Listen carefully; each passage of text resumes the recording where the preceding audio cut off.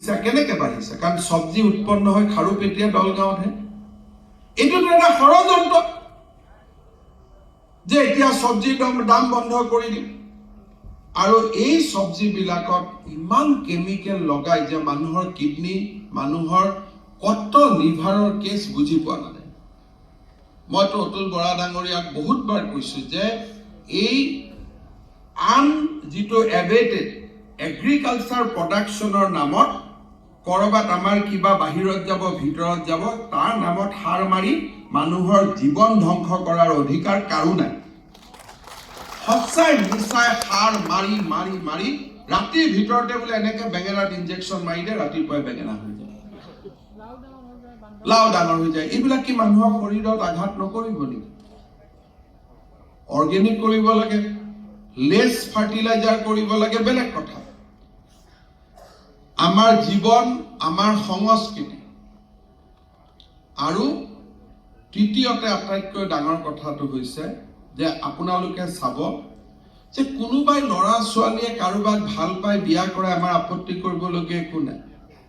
কিন্তু প্ৰথম ফেচবুক, ইউটিউবত কৰবাত নামটো থাকিব হিন্দু, নামটো থাকিব খ্ৰীষ্টিয়ান, বিয়া হোৱাৰ পিছত মই গম পাম যে কথাটো ওলোটা। তাৰমানে এই গোটেই আমাৰ ৰাজ্যখনৰ চাৰিওফালে আজি এটা সভ্যতাৰ ওপৰত আক্ৰমণ চলিছে, আৰু এই সভ্যতাৰ যিটো আক্ৰমণ, এই সভ্যতাৰ আক্ৰমণক ইলেকশ্যনতকৈ বহুত ওপৰত। মই বহুতবাৰ কৈ আছো, কোনোবাই যদি ভাবে যে আমি বিজেপি কৰিছো কাৰোবাক মুখ্যমন্ত্ৰী, কাৰোবাক মন্ত্ৰী, কাৰোবাক সভাপতি পতাৰ কাৰণে, তেনেকে বিজেপি দল আমি চলিব নোৱাৰো। আমি বিজেপি কৰিছো টু ডিফেণ্ড আৱাৰ চিভিলাইজেশ্যন। আমি আমাৰ সভ্যতাক ৰক্ষা কৰাৰ কাৰণে ইয়াত আমি কাম কৰিছো, বিকাশ আৰু অস্তিত্ব। আমি অসমখনক ভাৰতৰ 5খন ৰাজ্যৰ ভিতৰত এখন হৈ উজ্বলাব বিচাৰিছো, আৰু তাৰ লগে লগে আমাৰ দেউতা আটা ককাই দি থৈ যোৱা আমাৰ সভ্যতাটোক আমি ৰক্ষা কৰিব খুজিছো। সেইকাৰণে মই বাৰে বাৰে কওঁ যে ভাৰতীয় জনতা পাৰ্টিৰ বাবে এই ইলেকশ্যন নহয়। ইলেকশ্যন মানে মন্ত্ৰী ভাঙা হতা কি? What is the difference? মই PW মিনিষ্টাৰ নহলো, এক্স এজন হ'ব, তেওঁ কাম কৰিব দুটা ৰাস্তা, মই নহয় আন এজন হ'ব, আন এজন।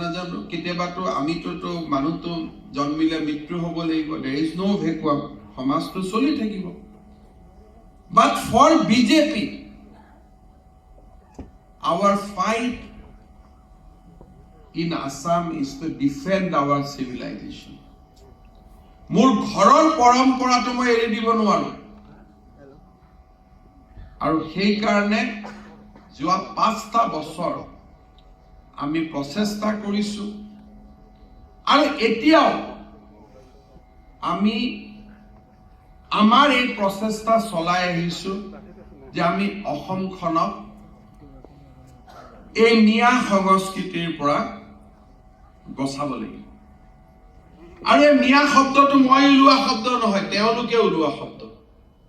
মিয়া স্কুল পাতি, মিয়া কবিতা লিখি, মিয়া মিউজিয়ামৰ কথা কৈ, মিয়া নেতাৰ কথা কৈ, they have coined the word is not coined by me। আকৌ দুদিন পিছত বদনাম উলিয়াই দিব, এই হিমন্তহে মিয়া মিয়া কৈ থাকে, উল্টাই দিয়ে। তো মই কোৱা কথা নহয়। আৰু আমাৰ অসমৰ ভিতৰত কিছুমান ৰাতিৰ ভিতৰতে যি ধৰ্ম নিৰপেক্ষ, যোনে ধৰ্ম নিৰপেক্ষৰ অৰ্থ বুজি নাপায়। ধৰ্ম নিৰপেক্ষৰ অৰ্থ কি? সৰ্বধৰ্ম সমভাৱ। হিন্দুক ঘৃণা কৰাটো সেকুলাৰিজিম বুলি নকয়। হিন্দুক ঘৃণা কৰাটো সেকুলাৰিজিম বুলি নকয়। আৰু আমিও বিচাৰো যে আমি প্ৰত্যেকজন দৰিদ্ৰ নাৰায়ণক যি ধৰ্মৰে নহওক সেৱা কৰাটো আমাৰ বাবে ধৰ্ম নিৰপেক্ষতা। আজি যেতিয়া আমি এই বছৰ 7 লাখ ল'ৰা ছোৱালীক বিনামূলীয়া এডমিশ্যন দিছো, আজি কি বৰপেটা চহৰৰ মানুহে এডমিশ্যন পোৱা নাই? বাগবৰৰ মানুহে পোৱা নাই, জলেশ্বৰৰ মানুহে পোৱা নাই।